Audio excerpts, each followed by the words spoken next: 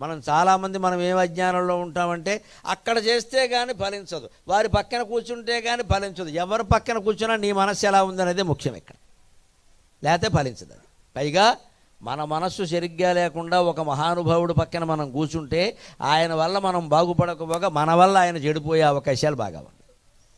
ఈ దుర్మార్గం అంత గొప్ప, దురాలోచన అంత గొప్పదండి. స్వయంగా రామకృష్ణ పరమహంస దక్షిణేశ్వరంలో కాళికాలయంలో జపం చేస్తూ ఉంటే ఆ ఆలయాన్ని కట్టించిన జమీందార్ని రాసబిహారీ దేవి అంటారు ఆవిడ వచ్చింది అక్కడికి. ధర్మకర్త అనమాట, దేవాలయం ధర్మకర్త, మొత్తం అంతా ఆవిడ సొమ్మే. వచ్చింది అక్కడికి, అక్కడ కూర్చుంది. రామకృష్ణ పరమహంసని మీకు తెలుసుగా ఎంత తీక్షణంగా ఉంటాడో. పూజారి అంటే పూజారి, ఇంకో రెండో మాట ఉండదు అక్కడ, అవన్నీ లెక్క చేయడు దేవుడు తప్ప. కూర్చున్నారు.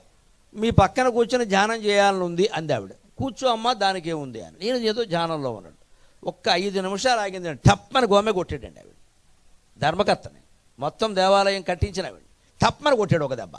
ఆవిడకి చెళ్ళు మంది. ఒకసారి ఏం ఆలోచిస్తున్నావు, ఎందుకు వచ్చావు ఇక్కడికి, ధ్యానం చేస్తానని చెప్పావు, నా పక్కన కూర్చున్నావు, నన్ను జడగొడుతున్నావు పో అన్నాడు ఆయన. ఇది ఒక అర్చకుడికి ఉండాల్సిన ధైర్యం. నన్ను మన్నింతురుగాక భగవంతుడు తప్ప ఇంకొకడు మనకు అక్కర్లేదు. బ్రాహ్మణుడు సమాజానికి భయపడుతున్నాడు అంటే బ్రాహ్మణుడు కాదు. నేను మొహమాటం లేకుండా బ్రాహ్మణుడు అంటే భక్తి జ్ఞాన వైరాగ్యాలు ఉంటాయి. వైరాగ్యం ఉన్నవాడు దేవుడికి భయపడ్డు, మానవుడికి ఎలా భయపడతాడు? ఖచ్చితంగా చెప్పాల్సింది. ఇక్కడ ఇంతే, ఈ సంప్రదాయం ఇంతే, లేదా నేను చేయను. అప్పుడే సంప్రదాయాలు నిలబడతాయి. ఊరికి ఈ చేతులు నడపడం మొదలెట్టామంటే ఎదవ జన్మ 100 జన్మలు నడుపుతూనే ఉండాలి. ఇలాగా ఈ బానిసత్వం నుంచి బయటపడాలి. దానికి వైరాగ్యం కావాలి ఖచ్చితంగా. పిలిస్తే లేదంతా ఉండవలసిన మాట ఖచ్చితంగా బదలు కూడా చెప్పేస్తాం. కానీ ఈ జీవుడు చేసుకున్న అదృష్టం ఏంటంటే ఎన్ని వాతలు పెట్టినా మళ్ళీ పిలుస్తూనే ఉన్నారు.